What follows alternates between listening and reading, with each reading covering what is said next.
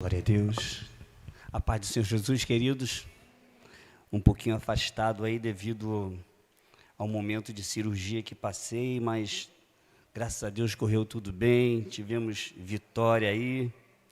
Os irmãos certamente oraram e a Márcia cuidou de mim, né, Márcia? Dei um pouquinho de trabalho, agora estou dando menos trabalho. E por isso estou evitando de subir ali para evitar o esforço, mas estamos bem, querido, graças a Deus. Abra sua Bíblia, por favor. Carta do apóstolo Paulo aos Romanos, capítulo 12. Vamos falar aí sobre uma mudança de mente, que é algo que o apóstolo Paulo nos convidou, nos intimou, nos ensinou, nos aconselhou a fazer. Louvado seja o nome do Senhor. Romanos capítulo 12, versículo 2. Nosso pastor Tiago, ele estaria conosco hoje, mas em cima da hora avisou que teve um imprevisto lá e justificou os irmãos aí por não estar aqui. Romanos capítulo 12, versículo 1 e 2. Vamos ler 1 e 2 para nós meditarmos na palavra de Deus. E diz assim: Rogo-vos, pois, irmãos, pela compaixão de Deus, que apresenteis o vosso corpo em sacrifício vivo, santo e agradável a Deus, que é o vosso culto racional. E não vos conformeis com este mundo, mas transformai-vos pela renovação do vosso entendimento, para que experimenteis qual seja a boa, agradável e perfeita vontade de Deus. Pode assentar, queridos. Amados, quando a gente começa a falar sobre mudança, sobre transformação, eu comecei a ver algumas palavras que falam sobre isso. E existem os formados, existem os informados, existem os inconformados, existem os conformados, existem os deformados, existe o povo que Deus quer que nós sejamos transformados. Porque todas essas palavras, ela denota de uma forma, de um formato, de um modelo, de uma maneira, de um jeito, de um padrão. É isso que o apóstolo Paulo, ele está falando isso aqui, porque existe um modelo a ser seguido, que é o modelo do mundo, o modelo desse século, que a todo momento, desde o Éden, o inimigo prepara um modelo para nos afastar do modelo de Deus. É isso que o inimigo quer. Ele quer que a gente sirva ao modelo do século, ao modelo deste mundo e fuja dos propósitos de Deus. Então o apóstolo Paulo, ele começa, é interessante a gente pensar esse versículo, ele começa do meio para o começo e depois ele vai no fim. É interessante a gente pensar que é como o modelo de Paulo era muito isso. Quando ele diz assim, combati o bom combate, ele está no final, olha, acabei a carreira, está lá no final, e ele agora vai lá para o início para mostrar como que ele chegou até nisso. Ele fala assim, mas eu guardei a fé. O salmista também fala isso, e ele fala, bem-aventurado o varão que crê na lei do Senhor e na sua lei medita de dia e de noite. Ele vai dizendo que tudo que vai acontecendo, mas depois ele fala, como que ele aconteceu? Ele fala assim, antes, ele volta lá no início, tem o prazer na lei do Senhor e na sua lei medita dia e de noite. É interessante que Paulo aqui está falando a mesma coisa. Quando ele começa a dizer, ele diz, não rogo, irmãos, pela compaixão de Deus, que apresenteis o vosso corpo. Ele fala para nós apresentarmos esse corpo que a gente está vendo aqui, ó, como um sacrifício vivo.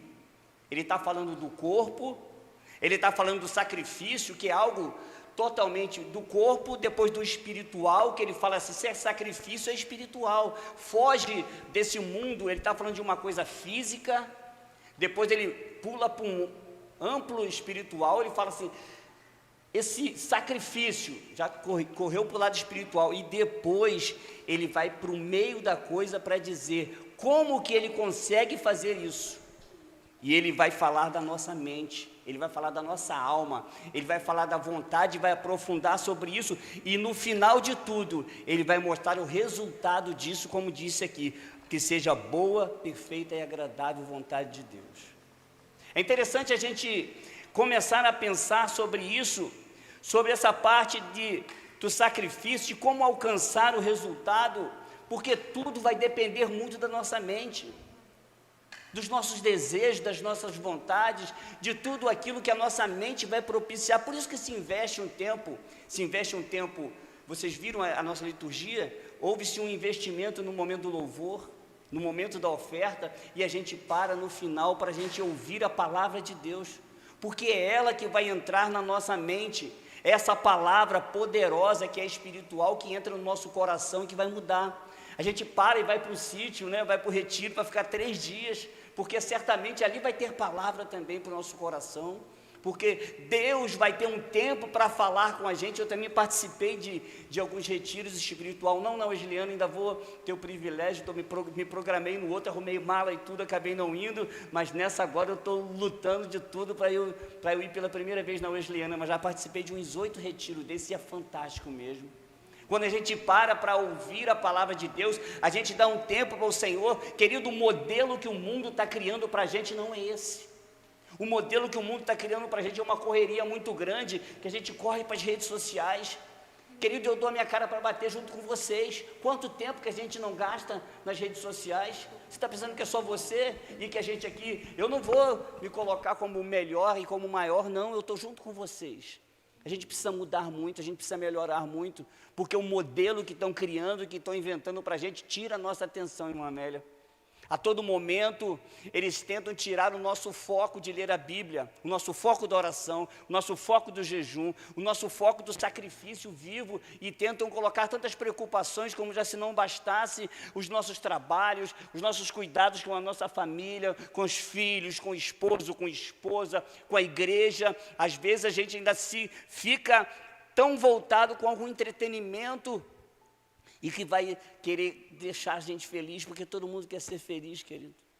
Todo mundo quer ser alegre, todo mundo quer ter satisfação na vida, e os entretenimentos vão surgindo de tudo quanto é canto, e quando vê, a gente está iludido, a gente está enganado, e a gente está perdendo um monte de tempo com tantas coisas. Se a gente perguntasse, o que é mais importante para você, a tua Bíblia ou o teu celular? Certamente a gente diria a Bíblia. O que é mais importante, é a oração ou os aplicativos? Certamente a gente diria, claro que é a oração. Se a gente perguntasse o que é mais importante, é um jejum ou é um like ou um compartilhamento? Certamente a gente diria, claro que é o jejum, irmão. Mas quando a gente vai ver na prática, querido, a gente está sendo iludido. A gente está sendo enganado. E o apóstolo Paulo está dizendo, não vos conformeis com este mundo. Ele está dizendo para a gente, sabe, uma mensagem que é super atual, e está dizendo para a gente não pegar esse formato, não pegar essa forma, não pegar esse jeito, não pegar essa maneira de viver, porque ela não vai fazer bem para a gente. Ele então começa a dizer sobre, e a palavra, quando se diz aqui, não vos conformeis neste mundo, é uma palavra bonitinha lá do grego, metanoia. E quando a gente vai buscar o que quer dizer metanoia, quer dizer mudança de mente. Quantos de nós, querido, e talvez em alguns momentos da minha vida, eu pude pensar assim também. Eu queria que as coisas mudassem, eu queria que minha família mudasse, eu queria que meus filhos mudassem. Eu queria que eu mesmo tivesse resultados diferentes, mas muitas vezes eu estava querendo que isso acontecesse e fazendo as mesmas coisas. Sabe, se a gente quer mudança, e se a gente quer ver as coisas mudarem, termos resultados diferentes, o Senhor está falando para mim, em primeiro lugar, e falando para você, para nós. Para você, querido, que ouve a mensagem, que assiste esse vídeo aí pelas redes sociais, se a gente quer ter resultados diferentes, a gente precisa fazer as coisas de forma diferente. Louvado seja o nome do Senhor. Entenda isso, querido, é impossível ter mudança dos resultados se a gente faz tudo da mesma coisa. Se a gente coloca a água do mesmo jeito, se a gente faz aquela comida com aquele mesmo tempero, como que a gente então vai ter uma comida diferente, um almoço diferente, um jantar diferente, se a gente pegou os mesmos temperos, se a gente colocou a mesma medida, se a gente fez da mesma maneira? Não tem como ter uma comida e um jantar diferente, um resultado diferente, se a gente está fazendo da mesma maneira. O Senhor hoje nos convida, querido. E as nossas orações é, Senhor, muda. As nossas orações é: Senhor, faça diferente na minha vida. As nossas orações, o nosso clamor é pedindo ao Senhor que faça a transformação. A nosso pedido para o Senhor, Ele disse: filho, filha, não é comigo. Eu já dei a palavra, eu já ensinei você, agora é o livre-arbítrio, compete a você fazer a mudança. Louvado seja o nome do Senhor, é com a gente, queridos. E o versículo é tão claro que o apóstolo Paulo fala: transformai-vos. Ele fala: transforme você, mude você. Porque ele fala: transformai-vos pela renovação do vosso entendimento.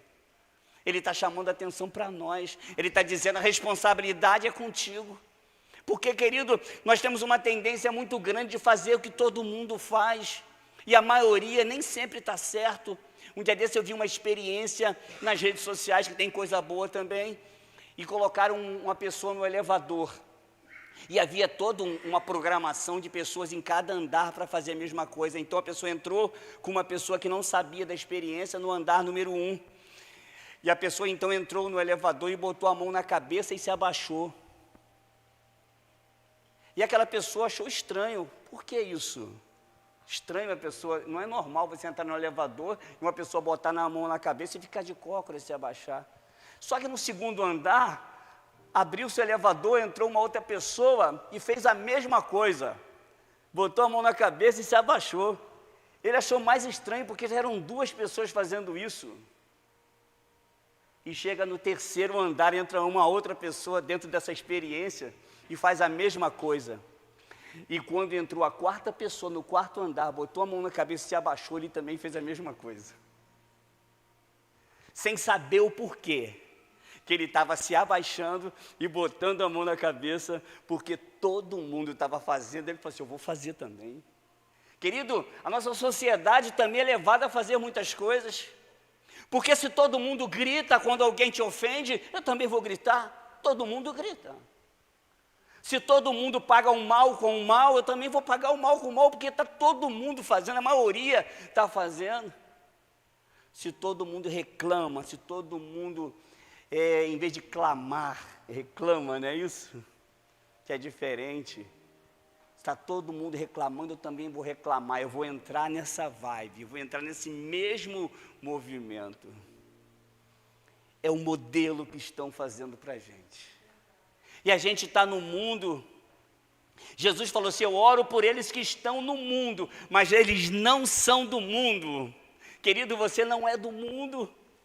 Eu diria que você é um extraterrestre, porque você é cidadão dos céus, mas está por um momentinho aqui. A Bíblia diz que é só por um momento. Nós somos embaixadores de Cristo na terra, nós representamos uma pátria celestial. Nós não somos daqui, querido. A nossa mente, ela precisa estar ligada com Deus, com o Todo-Poderoso, para Ele nos ensinar o nosso modelo de vida, a nossa maneira de viver, e a gente vai na contramão da história. O certo é isso, é difícil, é muito difícil, mas a gente precisa estar na contramão da história. Enquanto todo mundo tem comportamentos, a gente observa e vê se esse comportamento condiz com a gente. Se quando te ofendem, a gente então age diferente, porque a Bíblia diz que a palavra branda acalma o furor. Quando você quer crescer, ou seja na empresa, seja na igreja, seja em qual segmento que você estiver, a Bíblia não diz para a gente se exaltar. A Bíblia diz para a gente se humilhar. Interessante a gente falar sobre isso, porque se humilhar é você se colocar numa posição abaixo, e ser humilhado é as pessoas te colocarem. A Bíblia não está dizendo que é para deixar ninguém humilhar você. A Bíblia está deixando você se humilhar, você que tem uma posição X, mas se colocar numa posição mais abaixo. Como ele ensinou para os discípulos: quando vocês chegarem em uma festa, não tomem os primeiros lugares. Vocês são os discípulos, vocês são as pessoas que andam com o mestre. Poderiam ocupar os primeiros lugares, mas vai ser mais digno vocês sentarem nos últimos lugares e o dono da casa então disser para vocês: vem para cá mais para frente, seria uma honra, né? Ao contrário de que dizer se sentarem na frente e falar assim: senta um pouquinho mais atrás, porque aqui já tem pessoas marcadas para sentar. Seria humilhante. Então o Senhor ensinou para a gente isso, da gente se humilhar, porque quando a gente chega num local ou tem uma atitude, as pessoas então colocam a gente mais para frente, por isso que não é muito viável você elogiar a você mesmo.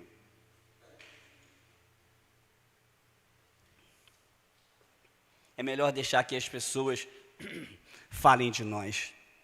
Jesus ensinou isso para a gente.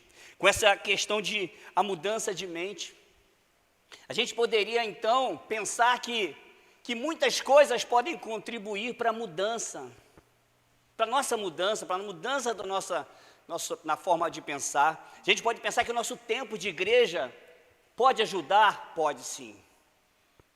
Uma pessoa que já está há 5 anos, há 10 anos, há 15 anos, ela tem muito mais probabilidade de mudar, porque são quantos sermões, são quantos momentos de experiência, são quantas quedas que às vezes teve e teve vontade de aprender a não cair no mesmo buraco mais. São experiências, então isso pode ajudar. Outra coisa que pode ajudar também, a liderança. Uma boa liderança que ensine uma boa palavra. Querido, entenda uma coisa, vamos ser muito objetivo, muito claro, num evangelho bem transparente. O que muda a vida das pessoas, dos servos de Deus, não é a minha interpretação. A minha interpretação não tem o poder de mudar a sua vida. O que é que tem o poder de mudar a sua vida? A palavra de Deus. Se o que eu prego, se o que a liderança prega, ela não está embasada na Bíblia Sagrada, complicou tudo. Por exemplo, nos dias atuais, nós temos aí o Papa confessando diante de todos os fiéis e arrumando um problemão para eles, dizendo que Maria não é uma imagem que não deve ser adorada. Uma coisa que nós já sabemos e já pregamos há muito tempo. Agora o Papa está trazendo isso para os católicos e os conservadores estão por aqui com ele. Então veja que durante tanto tempo isso foi ensinado, isso não transformou a vida de ninguém, porque era uma interpretação do homem. E nós não corremos esse risco também? Também. Nós evangélicos também corremos esse risco de ensinar algumas coisas, a liderança ensinar algumas coisas que não transformam vida. Durante muito tempo nós vivemos com muitos preceitos, nós tínhamos cultos de costumes, de roupas, de cabelo, de tantas coisas que não podiam se fazer, de lugares que não podiam se frequentar, de esportes que não podiam se praticar. Durante muito tempo nós ficamos gastando tempos e tempos e tempos nessa religiosidade que não levou pessoas a lugar nenhum, ou melhor, afastou as pessoas da espiritualidade, colocando peso sobre as pessoas. Que bom que essa liberdade chegou até nós, e nós só não podemos abusar da liberdade e às vezes fazer coisas além do que o Senhor está permitindo. Então, uma boa liderança, ela pode ajudar a uma metanoia, a uma mudança de mente, um ministério, lideranças. Agora, querido, e tudo isso ajuda muito, mas o principal, o que pode mudar verdadeiramente é a palavra de Deus quando entra no nosso coração, porque ela é viva e eficaz, mais penetrante do que espada alguma de 2 gumes, porque ela sim vai até a divisão da alma e do espírito, das juntas e medulas, e é apta para discernir os pensamentos e as intenções do coração. Louvado seja o nome do Senhor. A palavra que a Bíblia diz que esmiuça a penha, uma palavra que é capaz de transformar um coração de pedra em um coração de carne. Uma palavra que é capaz de fazer um homem que é um assassino, que é um estuprador, um homem que vivia na marginalidade, um homem que vivia nas drogas, um homem que só pensava em vários vícios, em pornografia e tantas outras coisas, é capaz de fazer esse homem ser transformado e voltar para a presença do Senhor e apresentar o seu corpo vivo, santo e agradável a Deus. Glória a Deus. Uma palavra poderosa que é capaz de mudar uma vida, uma família, transformar uma sociedade, transformar um país, transformar um mundo. Glória a Deus. A palavra do Senhor é capaz de fazer isso. E você sabe, porque ela tem mudado a sua vida, ela tem mudado a minha vida. Louvado seja Deus. Então a palavra, ela tem esse poder todo.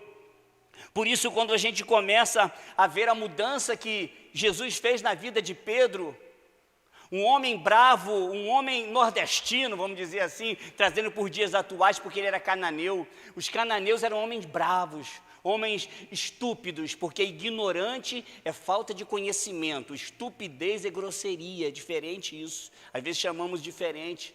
Então o que acontece? Ele era um homem estúpido, um homem bravo, um cananeu, um nordestino, um cabra da peste, como eles falam aí, né? E de repente, esse homem começa a se moldar. E um dia nas crises, sabe aquelas crises que você passa e que eu passo também? Em que a gente fica se interrogando, a palavra quer mexer com a gente, aqueles versículos que a gente tem dificuldade de aceitar, e fica o Senhor confrontando a gente, e o Pedro chega para Jesus e falou: Senhor, quantas vezes eu devo perdoar o meu irmão?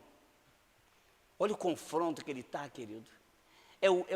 É a parte mais difícil para ele, um homem nervoso, um homem acostumado a resolver as coisas na faca, acostumado a resolver as coisas no braço, brigando, porque certamente deveria ser bom na mão, né, João? Tinha uns caras brigando lá em Taquara, né? Eu sempre fui longe desses, né? Fraquinho, tinha perna boa para correr. Então, os caras bons na mão de briga. E o que acontece? Pedro, então, acostumado a resolver as coisas, a vida toda resolvendo as coisas desse jeito. A palavra vai entrando no seu coração, na sua mente, a metanoia vai acontecendo na mudança de mente, e ele então começa a pensar: será que, quem é que ele estava lembrando nessa hora? Será que era de algum dos discípulos, querido? De repente já enchendo a paciência dele com os sermões e repetindo as palavras?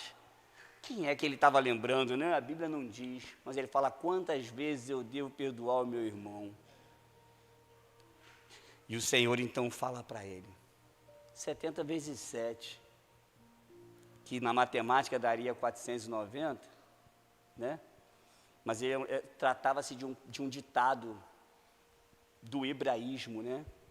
Era um perdão perfeito, era um perdão eterno, para perdoar para sempre. E quando a gente fala sobre perdão, a gente sempre é bom falar, foi um assunto aqui da EBD. Querido, a Bíblia diz: se possível for, seguir a paz com todos. Querido, tem pessoas que é difícil e eu preciso abrir esse leque e ser muito verdadeiro com você sobre isso. Existem pessoas que é difícil você conviver com elas. Existem pessoas que é difícil caminhar juntos, porque os pensamentos são muito diferentes. E existem pessoas que não te respeitam, não respeitam quem você é, não respeitam a sua história. E como que nós vamos andar junto com pessoas assim? Então o Senhor, na sua sabedoria, disse: como andarão dois juntos se não estão de acordo? Então, querido, entenda uma coisa é andar junto, uma coisa é almoçar junto, é dormir junto, outra coisa é estar dentro da mesma casa, no mesmo teto, e uma outra coisa é você não alimentar a inimizade. Você pode ser amigo, você pode cumprimentar com a paz do Senhor, e você decidir que essa pessoa não é da sua confiança para estar na sua casa. É difícil dizer isso em uma igreja? É difícil? Eu digo, porque é pura verdade, o Evangelho ensina isso. Entendeu? Porque nós somos um ser transformado, que está em transformação.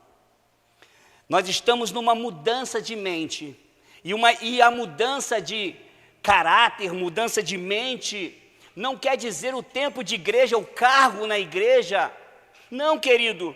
Nós podemos encontrar uma pessoa do alto escalão e que ainda está cometendo erros que um novo convertido não comete mais, e vice-versa. Então nós estamos num momento de mudança, de transformação, que a gente precisa então entender isso, até porque você precisa de se proteger a tua casa, proteger a tua família, proteger os teus filhos. É preciso avaliar todas essas coisas. A Bíblia não pega nenhum versículo isolado e coloca a gente como pessoas ingênuas, como pessoas frágeis, que aceita tudo e está a ponto de aceitar tudo. Não. A Bíblia, ela nos amadurece para nós sabermos tomar as decisões certas. Pedro, ele tem esse confronto com relação ao perdão. e ele vai conviver, queridos. Entenda isso, que o Senhor, ele vai ensinando, como ele vai dizendo para que a gente não caia no mesmo erro. Ele diz para a mulher adúltera, uma palavra transformadora para ela. E ainda falando sobre Pedro, que eu me lembrei aqui agora, imagine Jesus orando o Pai Nosso, ensinando eles a orar o Pai Nosso, e diz, chega aquele momento que diz, perdoa as nossas ofensas, assim como nós perdoamos a quem nos tem ofendido. O perdão, ele é importante, querido.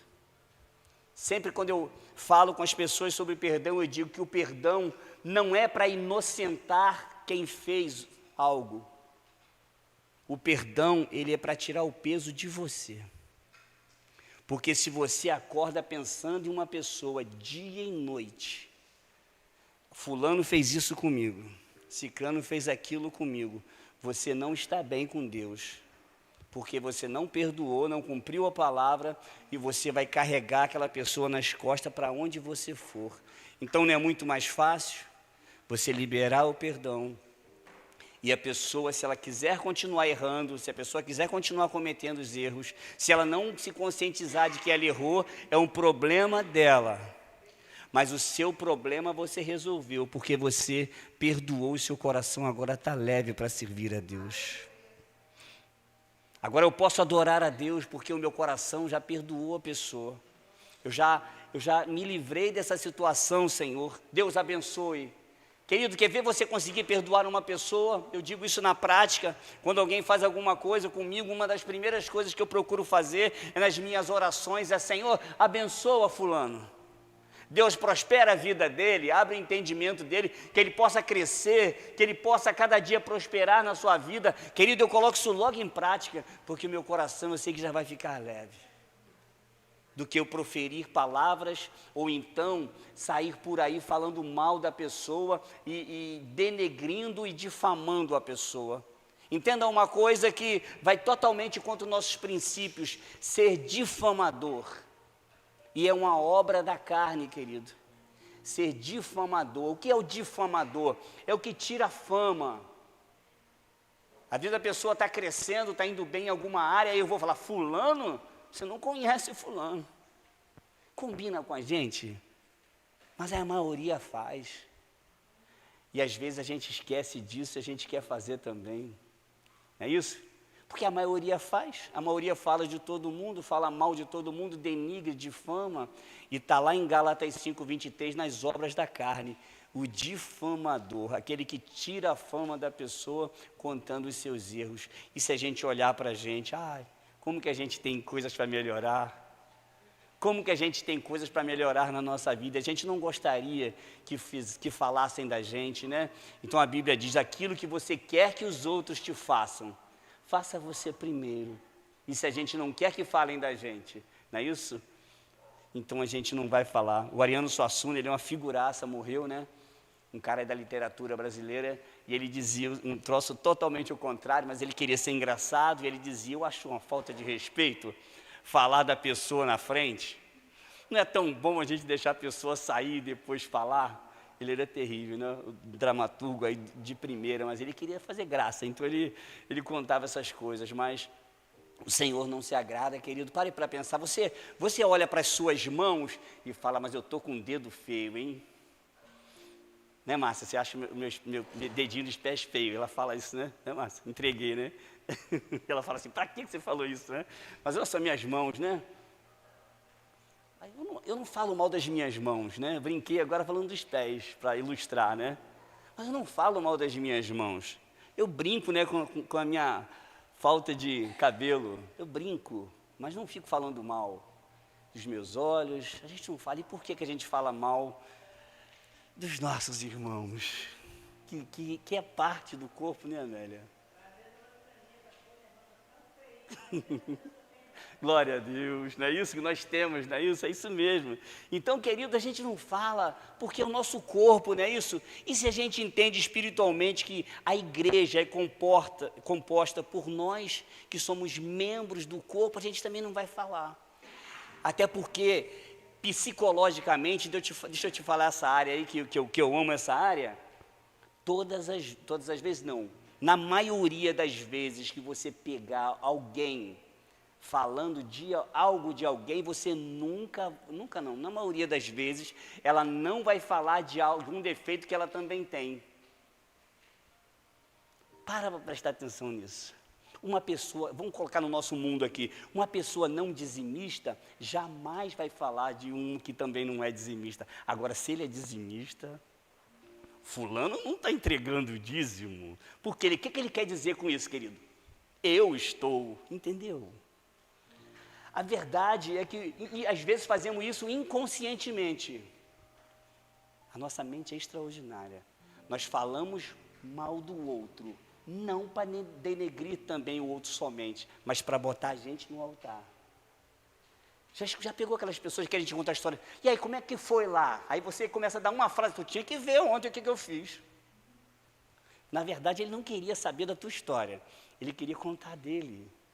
Interessante a mente humana, e a gente faz muito isso, às vezes, eu repito para você, muitas coisas são feitas inconscientemente, porque os nossos traumas, as nossas frustrações, a nossa necessidade de se colocar, por causa dos nossos traumas, de tantas coisas que a gente já ouviu, a gente inconscientemente faz muita coisa. E a gente, quando consegue ver, querido, que a gente tem essa visão e faz algumas leituras, e eu conto algumas leituras que faço para a Márcia em casa, aí ela fala, tudo para você é isso, tudo para você é aquilo. Aí hoje ela já está acreditando em algumas coisas que eu falo, aí ela fala assim, é bem que você falou, não é isso? Porque a visão de algumas coisas a gente consegue perceber, querido. A mulher adulta toma essa palavra do Senhor, vai e não peques mais. Que palavra, querido? O próprio Senhor falando direto para ela. Imagine ela na hora que fosse pecar, fazer alguma coisa errada, recebesse uma investida de um outro homem, e ela, eu quase fui apedrejada, eu passei por essa dificuldade, e ele falou para eu não fazer isso novamente. A palavra ficou no seu coração. A gente começa a olhar em Nicodemos, quando teve um encontro com o Senhor de noite, e que o Senhor falou, Nicodemos, é necessário você nascer de novo.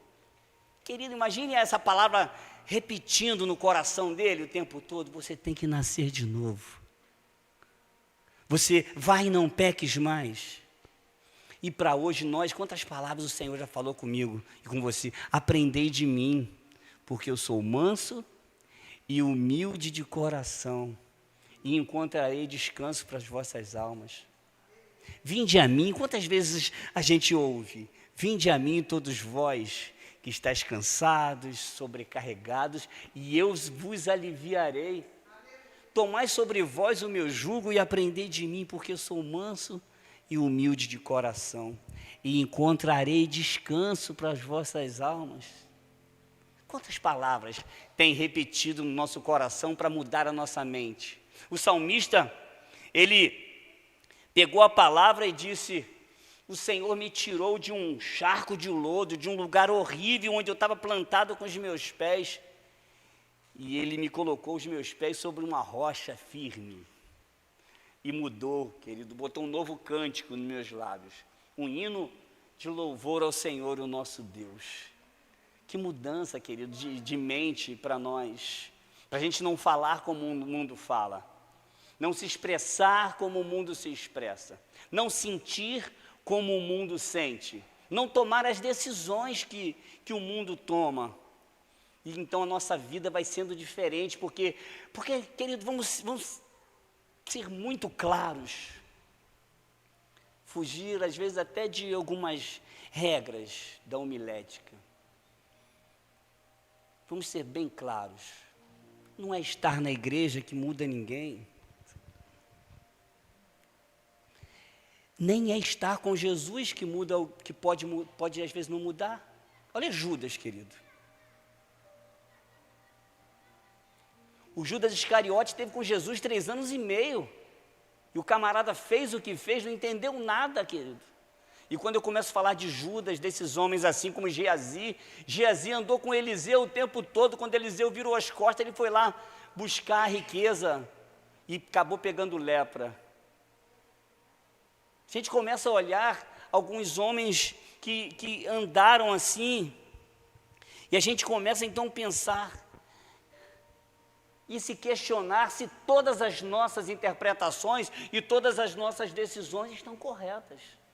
Será que não é hora de eu, Edilon, pensar em reformular algumas ideias? Você, querido, que me ouve e que talvez tem tanta convicção de algumas coisas, quantas pessoas têm convicção que não existe Deus? Um absurdo achar que esse universo foi criado com o estouro de um Big Bang e que se formou toda essa conjectura, que o Sol não pode afastar um pouquinho, que a gente morre de frio, que a Lua não pode se afastar um pouquinho, que não reflete o Sol à noite. Tantas coisas formadas e alguém tem a coragem e a fé, entre aspas, de dizer que Deus não existe.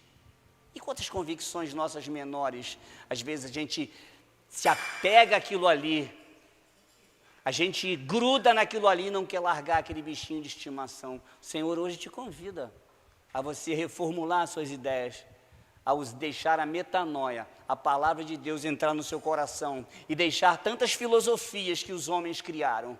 As pessoas dizem, eu não creio na Bíblia que foi escrita por homens, mas creio em Karl Marx, mas creio em Nietzsche, mas creio em tantas filosofias mundanas de homens que certamente não têm o nível do apóstolo Paulo que escreveu essa carta aqui aos Romanos.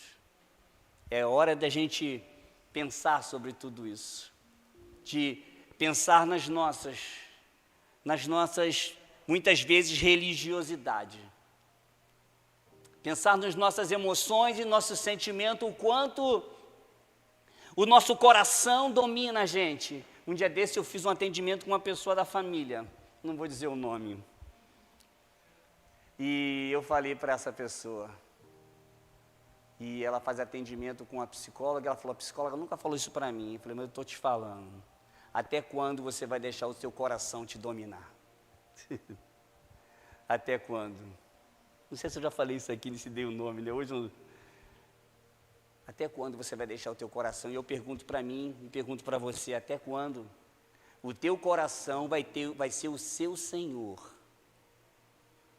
Porque o nosso coração, a Bíblia diz que ele é enganoso, e que ele faz a gente tomar decisões. O nosso sangue pulsa mais rápido, o coração começa a bater mais forte, as emoções vêm e a gente quer falar, a gente quer desabafar. E o Senhor está fazendo assim, ó. Pare, pense, reflita, porque depois que a palavra for lançada, já foi. E a gente pode se segurar. A gente precisa treinar isso dia a dia, querido. Não ser submisso ao nosso coração, mas colocar o nosso coração, as nossas emoções, submissa ao Espírito, que é onde Deus habita. E a Bíblia diz que nenhuma condenação há para os que estão em Cristo Jesus, que não andam segundo a carne, mas andam segundo o Espírito. Deus quer que você seja guiado pelo Espírito. Mas essa é uma decisão da mente. Por isso que o apóstolo Paulo está dizendo, transformai-vos pela renovação do vosso entendimento. E para a gente terminar essa mensagem, ele chega no final dizendo, querido, entenda bem isso, a Bíblia é cheia de promessas, mas ela é cheia de condições. E às vezes a gente pula essas etapas. Eu gosto muito de falar desse versículo muito conhecido, que é 2 Crônicas 7,14, se o meu povo, repete comigo aí, se humilhar, orar e buscar a minha face e se converter dos maus caminhos, então perdoarei os seus pecados. Glória a Deus, maravilhoso versículo, mas ele é condicional. Se.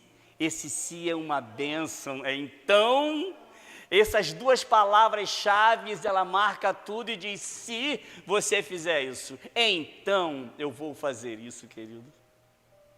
E aqui está dizendo também dessa forma, se nós tivermos a nossa mente transformada, se nós transformarmos a mente das outras pessoas, através da palavra de Deus, ele diz, então, para que experimenteis? Ou seja, quantas experiências talvez eu nós ainda não alcançamos, porque não mudamos ainda a nossa mente. Quantas experiências o Senhor está aguardando para nós vivermos, quantas maravilhas, quanta glória, quanta coisa boa tem o Senhor preparado para nós, mas Ele está esperando, meu filho, cumpra essa parte aqui, ó, para que você possa experimentar a boa, a perfeita e agradável minha vontade. Hoje o Senhor nos convida, querido, a vencer o nosso eu, porque quando Ele chamou, Ele avisou, Ele falou, olha, se alguém quiser vir após mim, tome a sua cruz. E Ele falou essa palavra linda, negue a si mesmo, e depois você me segue. Querido, você está disposto a negar você, as tuas vontades? Sabe, tem hora que a gente tem vontade de muita coisa, né, Márcia? A Márcia ama como eu cito ela na mensagem. Ao contrário, tá, gente? A gente tem vontade de fazer muita coisa, gente. E principalmente quem é sanguíneo e quem é colérico. Ah, se eu pudesse agarrar no pescoço dele, no pescoço dela. Né, Senhor, dá um tempinho para mim aí, por favor. Ah, querido, nosso coração, a gente tem as nossas emoções, elas matam muitas vezes a nossa espiritualidade. As nossas emoções, elas fazem a gente errar muito. Falar coisas que a gente não quer. Fazer coisas que a gente não quer fazer. Tomar decisões que a gente não quer tomar. Mas é necessário você vencer o maior inimigo. O maior inimigo não é o mundo. Não tem poder contra o Senhor. Ele fala assim, eu venci o mundo. E nós somos mais que vencedores. O maior inimigo não é o diabo. A Bíblia diz que o anjo acampa ao redor do que o teme e os livra. Mas tem alguém que está direto com você, que dorme com você, acorda com você. Você mesmo. E é preciso você negar esse eu. Você quer ter vitória, você quer crescer em várias áreas da sua vida, aprenda a dizer não. Talvez você já aprendeu a dizer não para a pessoa que te pede o dinheiro emprestado. Não, eu não tenho. Talvez você aprendeu a dizer não para o seu filho, não vai lá, você vai ficar aqui, pronto. Mas talvez você ainda não aprendeu a dizer não para você. E dizer, não, Edilon, nananina, não. É preciso aprender a dizer não para a gente. E aí depois a gente vai seguir o Senhor e vai ter essa experiência maravilhosa com Ele, querido. Porque Paulo teve essa experiência. Todo mundo perseguindo ele. Ele chegou num nível tão extraordinário que ele fala, morrer para mim é lucro. Eu não tenho coragem de falar isso ainda. Estou cheio de projeto ainda, Jesus. Quero alcançar tanta coisa. Não é isso? Por isso é lindo, né, eu falar aqui, que eu estou no nível do apóstolo Paulo. Estou bem longe ainda. Não fica mais fácil a gente estar no mesmo nível aí, falando assim? Ele falou isso, querido. O morrer para mim é Cristo, o morrer para mim é lucro. Não mais vivo eu, mas Cristo vive em mim. Querido, que palavra linda, querido. Cristo vive em mim, ou seja, o que ele está dizendo? As minhas decisões não importam. O que eu quero não importa. O que meu coração está mandando fazer não importa. O que eu quero falar não importa. A vingança que eu quero fazer, o mal que eu desejo não importa. Eu vou vencer tudo isso porque eu tenho a mente de Cristo. Ele vive em mim. Isso é dia após dia, querido. É vencendo um após o outro. Hoje você vence uma coisa, aí amanhã você vence outra e você vai vencendo. Vai lutando e vai subindo de patamar. Vai se humilhando, vai pegando a sua carne, os seus sentimentos e amortizando eles, e o Espírito vai. E aí quando você vê, você está num nível tão extraordinário, a ponto de dizer o que Paulo falou, que Pedro quando pregou, e que ao ser, segundo a tradição, ao ser condenado igual Jesus à cruz, ele falou, não me crucifica igual o meu mestre, não sou digno. Me coloca de cabeça para baixo para ser diferente dele. porque eu não sou digno nem de morrer igual a ele. Que humildade, né, gente? No momento desse, de desespero, ter uma visão dessa. E o Estevão, que privilégio de pregar o Evangelho, ser injustiçado e começarem a apedrejar, ele olhar para o céu e ver o Senhor de pé, esperando por ele. Meu Deus, gente. E Deus colocou uma palavra no meu coração para a gente fechar aqui que eu não pensava. Quando estiverem te apedrejando, entenda que o Senhor está de pé te olhando. Quando estiverem indo contra a gente, querido, sinta que é como o Senhor falou com Paulo, quando era o perseguidor, ele falou assim: Paulo, por que você me persegue? Quem persegue você, que está na presença de Deus, persegue o Senhor. Então sinta que você não está sozinho nessa batalha, não. Nessa batalha de transformação. Porque a Bíblia diz em 2 Coríntios 5,17, assim que se alguém está em Cristo, nova criatura é. As coisas velhas já passaram. Repita comigo: eis que tudo,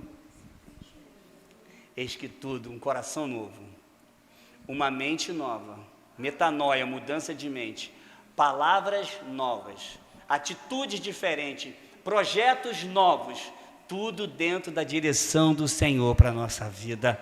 Louvado seja o nome do Senhor.